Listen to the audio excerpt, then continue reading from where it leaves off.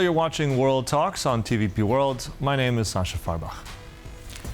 At a recent meeting in the White House with Poland's President Karol Nawrocki, President Donald Trump stated that American troops will stay in Poland, even suggesting the possibility of increasing their numbers, highlighting Poland's central role in NATO's eastern flank. Now, to explore the strategic, the political, and operational implications of this commitment, we're joined now in the studio by Krzysztof Jaworski, Deputy Director, Institute for Security and International Development.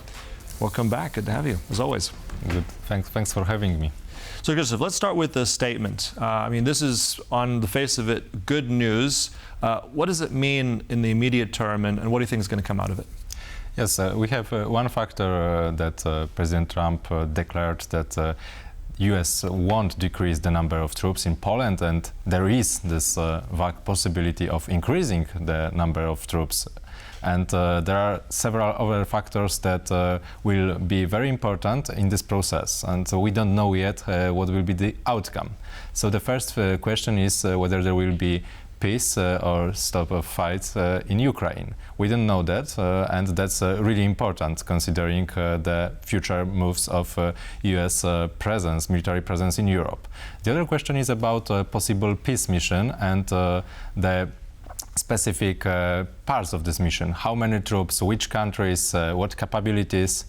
Poland will be, of course, needed to create possibility of any peace mission because it will be with use of our territory as a logistics hub. Mm-hmm. The other question is about the development of defense situation near China, around Taiwan, because it's a priority for US. They are evaluating their military presence now through the whole world, and depending on these many factors, there will be decisions by Washington. Right. Well, but so far we hear from President Trump that actually, Poland is getting a thumbs up. In fact, those troops here, we're looking at around 8,200 U.S. troops stationed in Poland right now. That we may get more. Reminds me of this idea some time ago, Fort Trump. It was supposed to be called to really have this bigger permanent base in Poland. We have the 5th Corps, I think, in Poznan. So if we look at a reshuffle, let's focus on the eastern flank right now, where those troops could potentially come from. There's a lot of them, U.S. troops in Germany, also they're in Italy. So how would that also work? That also has political consequences, I suppose, right? So what kind of logistics arrangements could we be looking at?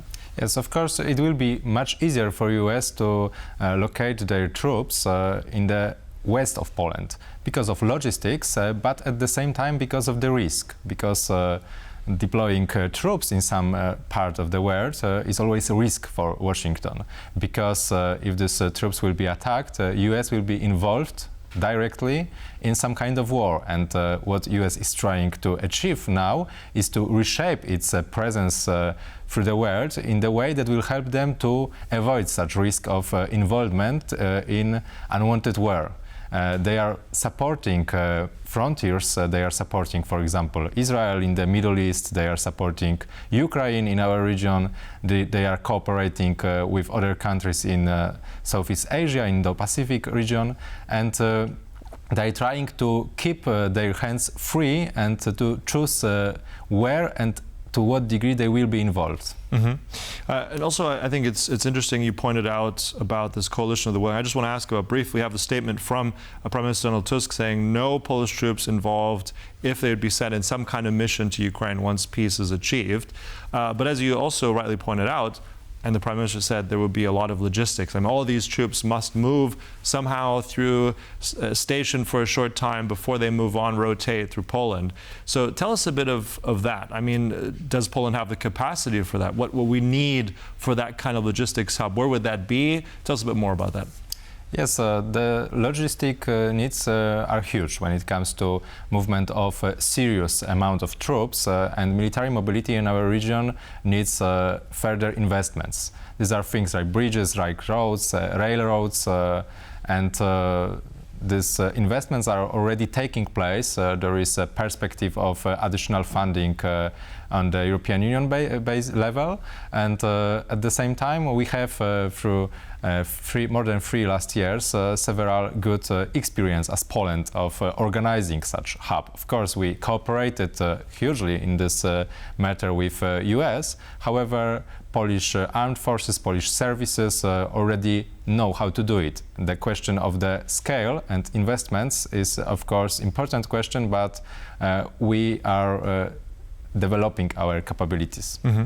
'Cause I'm just thinking, I mean, even if you have a transit thing, I'm thinking of like a large airport, right? That still needs staffing, right? That still needs operational support capacity. So I'm just wondering also, you said that those kind of troops would be stationed if there are Americans coming to Poland, they would be more in the west, but the logistics hub would likely be Rzeszów, southeast of Poland. Where would those main centers be? Can you give us some information? I think we can suppose that based on what is going on now, it will be centered around Rzeszów because this is already existing hub. The infrastructure is there, the procedures, the people know how it works. So I think it will be the center, and depending on the needs, it could be further developed, or maybe some additional places could be included. The question is also about the possible and the date of building of central communication ports in Poland because of its possible capabilities. It will be important part of any such operation.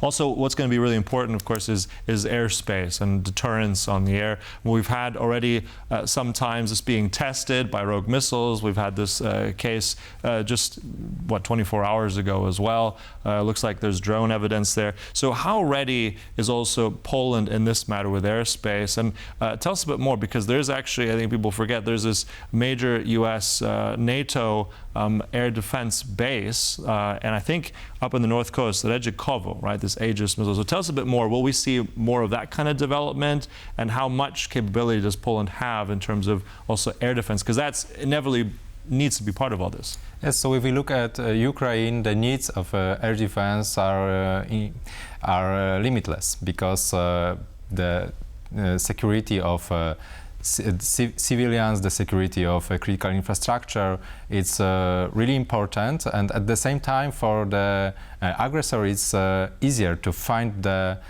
place in which he can hit and the air defense cannot cover the whole territory, all important objects, all cities, and so on. So when it comes to the needs, we of course as Poland need a better air defense. We are already developing it. We have good strategy. We have several levels from the very basic short-range air defense to the long-range. And even during last week, there were several information about new contracts when it comes to radars, for example. However, the needs are huge, because it's the main part, in my opinion, of our resilience and our defense. Mm-hmm. Also, I'm curious because, Krzysztof, I'm reminded of also this major plan by Germany, also in our region. If we look at Lithuania, to build that permanent battalion there, several thousand troops. That's a logistical challenge as well, right? And that's Germany trying to do more, trying to scale more, but they also were behind on that. There's support for families, there's the whole base structure. So looking at the cost of this, right, even as if we said, if this is transitory, if more permanent troops are stationed in Poland as well, both of those things, I mean, we're looking at a heavy cost here. We're looking at who's going to fund that, where's that coming from, how fast is that going to be deployed? Yes, it needs to be decided who will pay for what. However, I think that we have to take into consideration several points. The first fact is that we agreed as Poland, as member of NATO, to increase our defense spending to 5% of GDP.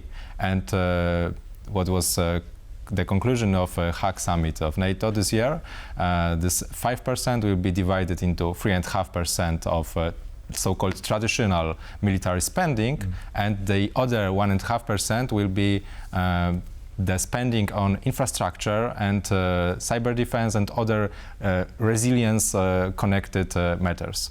So that's one important point, because we will have to spend this money anyway, and due to this agreement, this spending will be included in our goal of 5% of GDP. Mm-hmm. The other fact is that some funding will be provided by European Union. Of course, this money comes primarily from member states, but as a state which is on eastern flank, we can negotiate to get more money than we put into it. So it will be a good thing from the perspective of Poland.